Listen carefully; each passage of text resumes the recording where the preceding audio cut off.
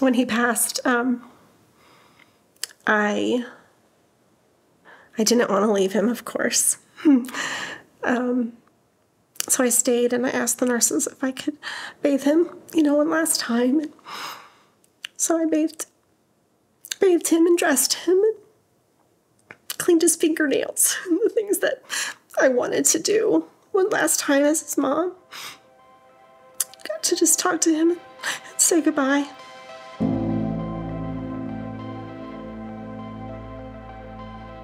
When I found out that I was pregnant, I was very excited. We went to that sonogram, and it was there that we learned that Jacob had myelomeningocele, which is spina bifida.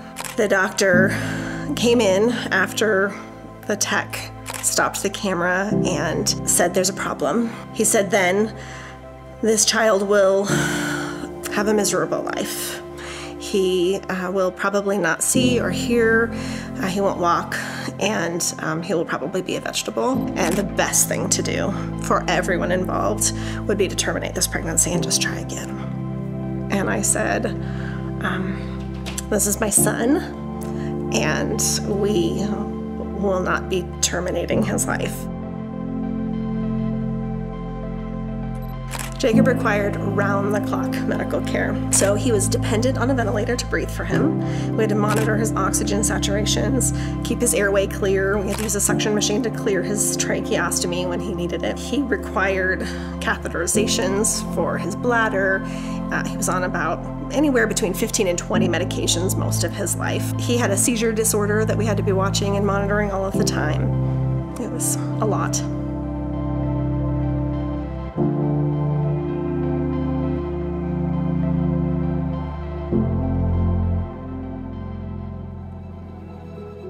When Jacob rolled into a room, he lit it up. He had a smile that was just huge and sparkly eyes and this red hair that caught everyone's attention, and he was just spunky and funny.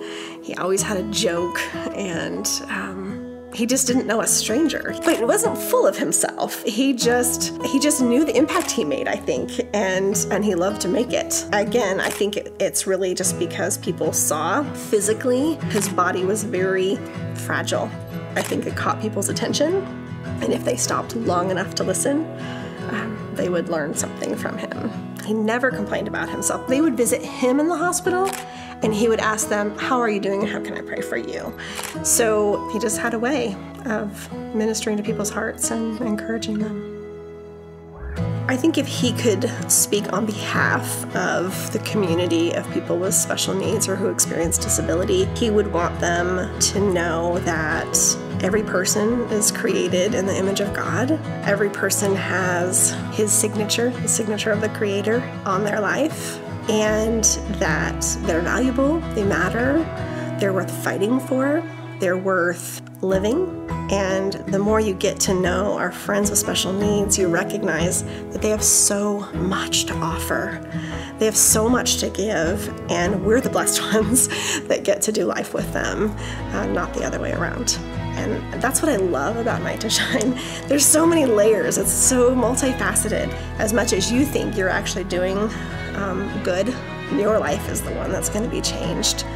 Jacob loved that night. It was amazing to watch him be celebrated by the church, by people in the community, by people who didn't even know him, who didn't know our guests, but who showed up because they said, that's something I want to be a part of. Going down the red carpet and having everyone cheer for him, it just lit him up. He was so excited.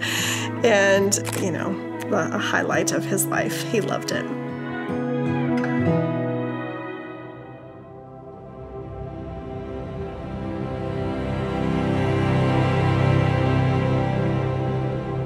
He had another one of these huge seizure-like episodes, and he hadn't had one for a while, so that was concerning. And we had to go back to the hospital, and we got there, and then all of a sudden he just started to really decline. And the doctor, she pulled us out of the room and said, I'm very concerned that this might be the end, hours maybe for Jacob, and are you guys ready for that? And Jeff was whispering to him, during those last moments. And when he passed, I didn't want to leave him, of course. So I stayed and I asked the nurses if I could bathe him, one last time.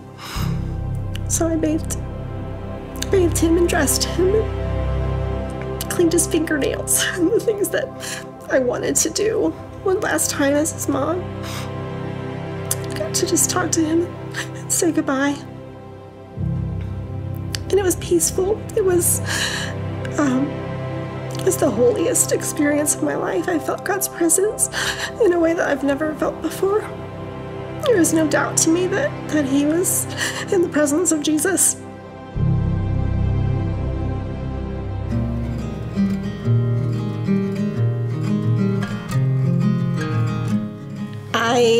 Honestly, when I got the email asking us if we would do it again, I thought, I cannot do this. I just don't have it in me. I don't know how to celebrate all of those people while I am still grieving. And I prayed about it, asked some other people to pray about it, and everyone came back and said, we have to do this. I think the biggest impact was probably on the other parents. I was able to go in and say, I've been in your shoes, and I know the joys and the sorrows, and then to be able to share the loss that was still very fresh and raw. And it opened up doors for conversations with people to talk about my faith and how we were making it and why we still had hope. And so it has continued to open up doors to share the gospel. I learned so much from Jacob.